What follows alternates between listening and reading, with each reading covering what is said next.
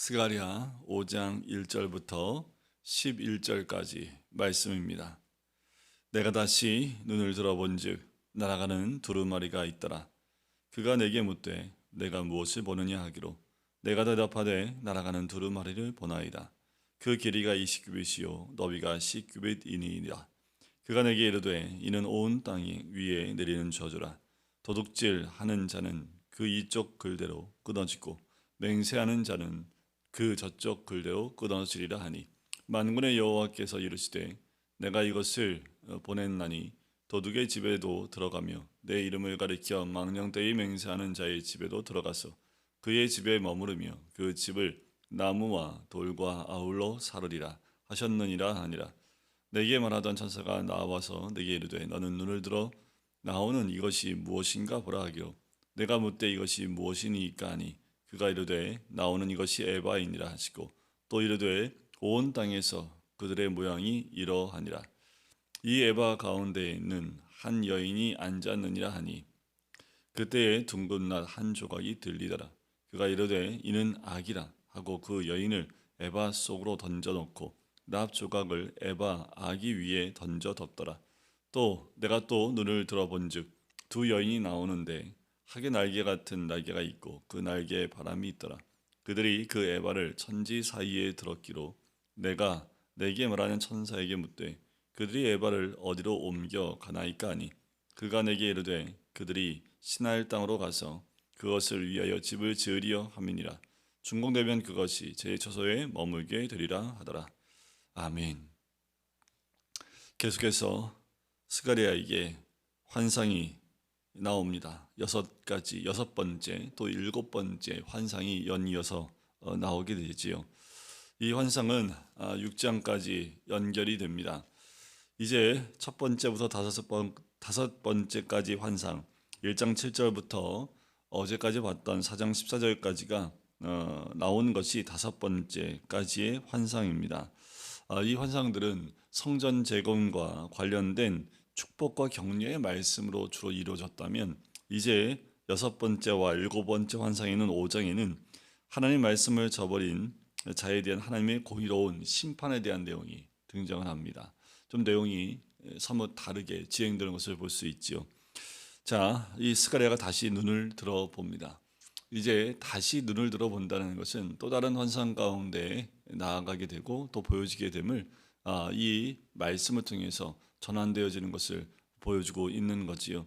계속해서 이 말들이 또 반복이 되지요. 눈을 들어본즉 또 눈을 들어 무엇인가 보라라는 그 말들을 통해서 또 다른 환상들이 이어지고 있는 것을 또 스가랴에게 보여주고 있는 것을 이 말씀들로 우리에게 보여주고 있습니다.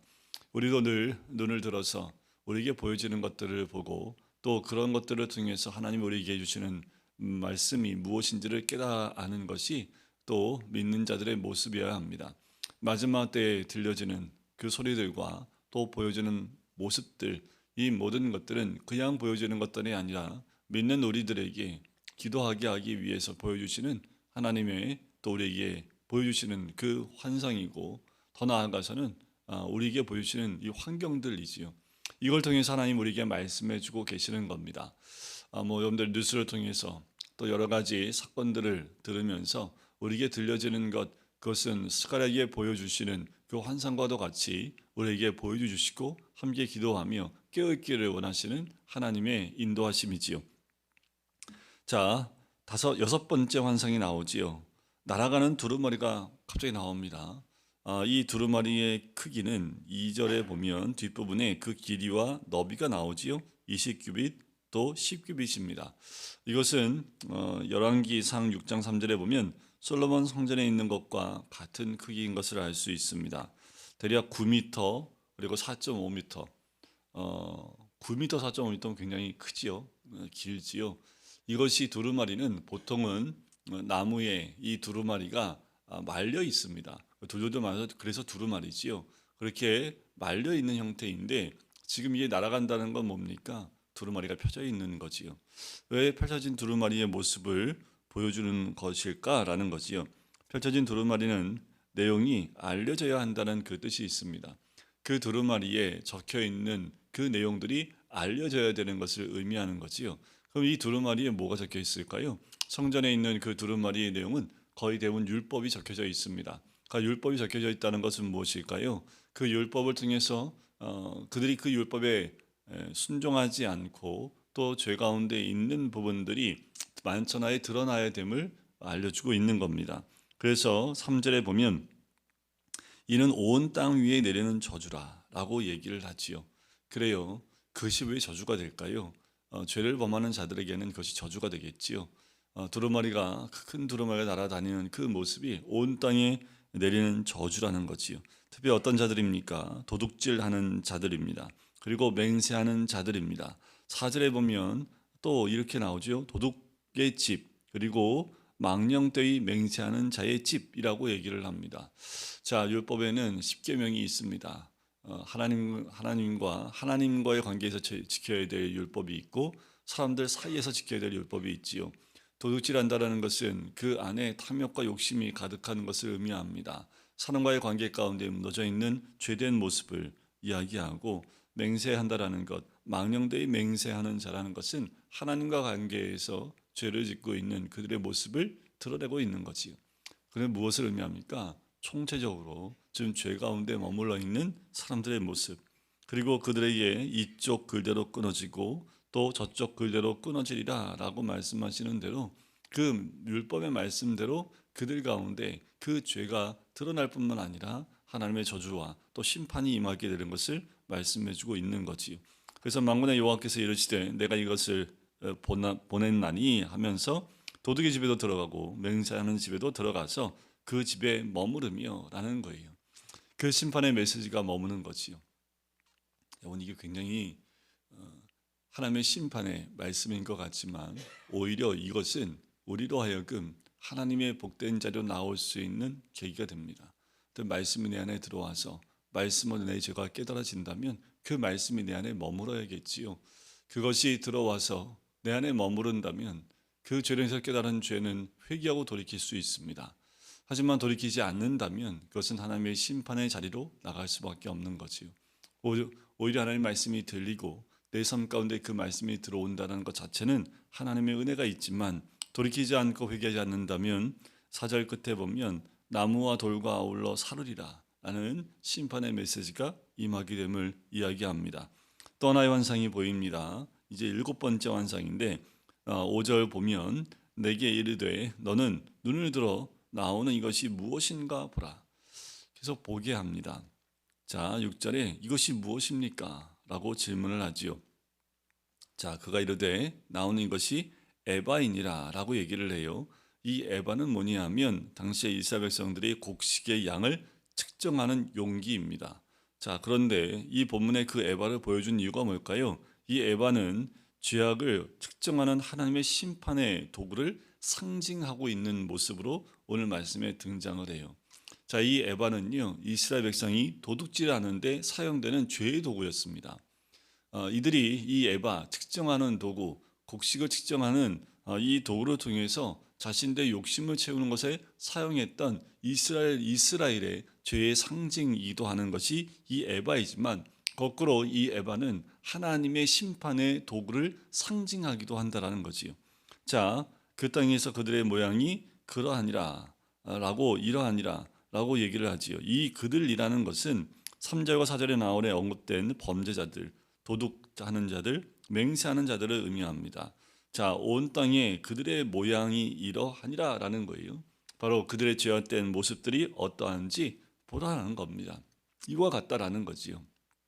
그러면서 에바 가운데 한 여인이 앉아 있습니다. 그리고 그때에 둥근 납 한 조각이 들리지요. 둥근 납 한 조각은 그 에바를 덮고 있는 뚜껑을 상징합니다. 자, 이 에바 가운데 한 여인이 앉았는데 그 여인은 뭐예요? 8절에 보니까 악입니다. 죄덩어리예요. 그 여인이 에바 속으로 던져졌습니다. 자, 그 안에 뭐가 있는지 뚜껑을 열어서 보여줬더니 악이라는 그 여인이 앉아 있습니다. 뚜껑이 열리니까 그 여인이 나오려고 하겠지요. 그러니까 던져 넣어요. 그리고 납주각을 다시 에바 악이 위에 던져서 덮어버립니다. 던진다라는 건 뭘 의미할까요? 하나님의 심판을 의미하는 거지요. 던지고 또 던집니다. 그 악을, 그 여인을 에바에 다시 던지고 또 뚜껑을 던져서 그것을 덮어버린다라는 거지요. 또 봐요. 9절에 보니까 또 내가 눈을 들어 본즉 두 여인이 나오는데 학개 날개 같은 것이 날개가 있고 바람이 있는데 그 에바를 천지에 들었기로 내가 묻습니다. 에바를 어디로 옮겨 가나이까 했더니 11절에 신할 땅으로 가서 그것을 위하여 집을 지으려 함이니라 라는 거지요. 이 신할 땅은 창세기 11장에 보면 바벨탑을 쌓았던 장소가 신할 땅입니다. 그리고 이 신할 땅은 바벨론이 있는 바벨론이라는 곳이 바로 신할 땅을 상징하고요. 더 나아가서 하나님의 뜻을 거스르는 온갖 죄악이 가득한 그 세상을 상징하는 것이 이 신할 땅입니다. 바로 이 집을 지으려 한다는 그 집은 죄악의 세력들이 심판받고 감금당하는 장소를 상징하고 있는 거예요. 그래요. 그 죄를 들어서 세상 가운데 아예 하나님의 심판으로 감금되어지는 그 장소. 예수님은 제자들에게 내가 하늘로 올라가서 너희를 위해서 집을 예비하겠다라고 말씀을 했지요. 우리를 위해서 믿는 자들에게는 하나님께서 예수님께서 집을 예비할 그 예비지만 죄악과 악에 대해서 죄인들을 위해서는 그 심판의 집이 준비되어져 있다라는 모습이지요. 이거는 마지막 때의 모습이기도 합니다. 이 두 여인이 무엇인지는 아직 알 수는 없지요. 하지만 그 악이 있는 죄악이 있는 그 죄들을 들어서 신할 땅으로 옮기는 그 두 여인, 그리고 그 땅에 옮겨져서 거기에 집을 지으려 한다라는 거지요. 그 죄를 멀리 떠나 보내려 하시는 하나님의 모습이지요. 여러분들, 우리 안에 있는 죄들, 하나님은 그 죄를 속히 떠나기를 원하고 떠나보내기를 원하십니다. 하나님 그 죄 가운데 머물러 있기를 원치 않는 거지요. 바벨론에서 돌아온 포로에서 돌아온 이들은 다시 그 과거의 죄로 돌이키기를 원치 않으십니다. 그들에게 이 환상을 통해서 심판에 머물러 있기를 원치 않으신 하나님의 마음이지요. 말씀이 머무르고 그 율법이 머무르므로 이들이 그 죄에서 돌이킬 뿐만 아니라 죄는 멀리 보내버리는, 그리고 온전히 하나님의 축복된 그 백성으로서 또 하나님의 자녀로서 세워지기를 원하시는 거지요. 이 시대에 우리에게도 동일합니다. 세상 가운데 있는 우리들 가운데 세상의 죄 가운데 머물러 있는 우리가 아니라 그 말씀을 우리 가운데 두고 그 말씀에서 벗어나지 아니하며 오늘도 말씀에 순종하여 정결하게 준비되어지고 하나님 백성다운 삶을 사는 것, 그것이 우리 믿는 자들의 모습이어야 되는 것이요. 말씀을 우리 삶에 머무르게 하십시오. 그 말씀이 오히려 나를 부딪히게 하고 힘들게 하는 것 자체가 축복입니다. 그래서 죄에서 멀어지고 그 죄는 이제 멀리하며 오직 하나님의 백성으로 오늘도 정결한 삶으로 주님께 나가는, 그리고 깨끗하고 그리고 하나님이 기뻐하실 만한 하나님의 백성이 되는 것, 그것이 우리를 향한 하나님의 뜻인 줄 믿습니다. 오늘도 눈을 들어서 보여주시는 대로 그렇게 스가랴처럼 그 세상을 보며 기도하고 또 죄가 아닌 하나님의 은혜 가운데 머무시는 우리 모든 성도님 되시기를 주님의 이름으로 간절히 축원드립니다. 기도하겠습니다.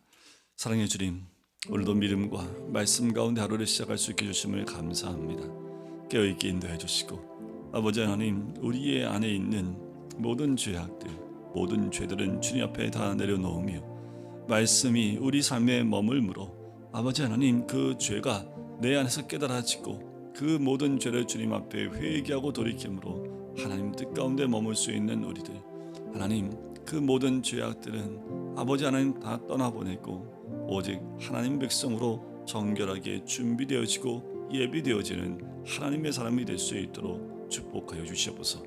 감사드리며 예수 그리스도의 이름으로 기도드립니다. 아멘.